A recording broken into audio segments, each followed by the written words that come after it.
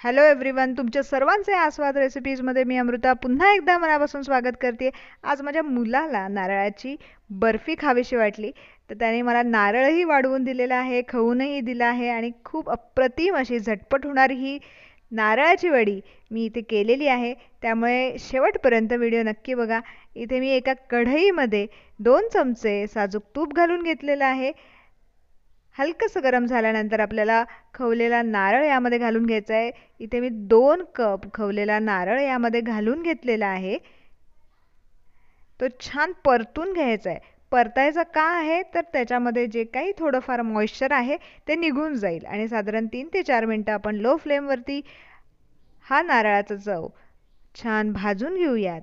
3 ते 4 मिनिटं झाल्यानंतर त्याच्यामध्ये आपल्याला घालून घ्यायचं आहे साखर. तर इथे 2 कप आपण नारळाचा चव घेतलेला होता, त्यामध्ये 1.5 कप आपण साखर घालून घ्यायची. आता आमच्याकडे सगळ्यांना गोड फार आवडतं आणि गोडीला आमचे हे तर म्हणतात की गोडाचे पदार्थ हे गोडच हवेत. त्यामुळे मी 1.5 कप इथे साखर घातलेली आहे. तुम्हाला हवं असेल तर तुम्ही 1-2 चमचे कमी साखर घातली तरीही चालेल, काहीच हरकत नाही आहे. आता लो फ्लेमवरती आपल्याला हे कंटिन्यू हलवायचं आहे. आता इथे तुम्ही साखर विरघळलेली आहे, तुम्ही बघू शकता. अगदी झटपट होते ही नारळाची बर्फी. नक्की बनवून बघा. बनवल्यानंतर कसं जमलं हे मला कमेंट करून सांगायला विसरू नका. आता इथे मी गॅसची फ्लेम मीडियम केलेली आहे. सतत हलवायचं आहे. त्यामध्ये आपण 3 चमचे मिल्क पावडर घालून घेणार आहोत. मिल्क पावडरने अतिशय मस्त टेस्ट येते, माव्यासारखी टेस्ट येते आणि खूप मस्त अशी ही नारळ बर्फी बनते. एकदा तरी नक्की बनवून बघा. ही पद्धत जर तुम्हाला आवडली तर तुमच्या फ्रेंड्सबरोबर शेअर करा आणि प्लीज सबस्क्राईब करायला विसरू नका. आमच्याकडे सगळ्यांनाच आवडते. तुमच्याकडे नारळाची वडी आवडते की नाही हे मला कमेंट करून सांगायला विसरू नका. कोणत्याही नैवेद्याला सुद्धा ही नारळाची बर्फी नक्कीच तुम्ही बनवू शकता. आता तुम्ही बघू शकता मिश्रण हलकंसं पातळसर झालेलं आहे. आता यामध्ये आपण वेलची पूड घालून घेऊयात फायनली. आणि ह्याच्यानंतर आपल्याला काहीच ॲड करायचं नाही आहे, फक्त हलवायचं आहे. सतत हलवायचं. जोपर्यंत हे मिश्रण पॅनला सोडत नाही आहे तोपर्यंत आपल्याला हे मिश्रण हलवत राहायचं आहे. गॅसची फ्लेम मी इथे मीडियम केलेली आहे. पटापट हलवून घ्यायचं आहे, नाही तर खाली लागण्याची शक्यता आहे.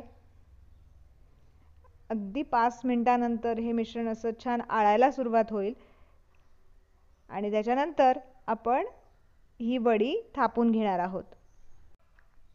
खूप वेगवेगळ्या पद्धतीने नारळाची बर्फी बनवली जाते. त्यातला हा एक प्रकार मी आज तुम्हाला इथे दाखवत आहे. हलकंसं घट्ट व्हायला सुरुवात झाली आहे, तुम्ही बघू शकता. तुम्हाला माझ्या रेसिपीज कशा वाटतात प्लीज कमेंट करून सांगा. सतत हलवायचं आहे. आता तुम्ही बघू शकता हलकंसं घट्ट व्हायला सुरुवात झालेलं आहे. इथे साधारण मिल्क पावडर टाकून आपण हलवतोय त्याला 5 मिनिटं झालेली आहेत. अजून एक 2 ते 3 मिनिटं आपण हलवणार आहोत. आणि इथे मी एका ताटाला तूप लावून घेतलेलं आहे. हे मिश्रण यामध्ये घालून घेऊयात आणि पूर्ण थंड झाल्यानंतर वड्या पाडून घ्यायच्यात. अतिशय सोपी पद्धत आहे. आता सर्व मिश्रण आपण ताटलीमध्ये घेऊयात आणि मस्त अशी वडी थापून घेऊयात. ह्याच्या अगोदरही मी नारळाची बर्फीचा व्हिडिओ केलेला आहे, तोही तुम्ही नक्की बघा. सर्व बाजूने अशा पद्धतीने आपण लेवल करून घेऊयात. हे मिश्रण गरम आहे, थंड व्हायला थोडा वेळ लागणार आहे. साधारण 2 तास आपण असंच बाजूला ठेवूयात आणि 2 तासानंतर आपण त्याच्या वड्या थापून घेणार आहोत.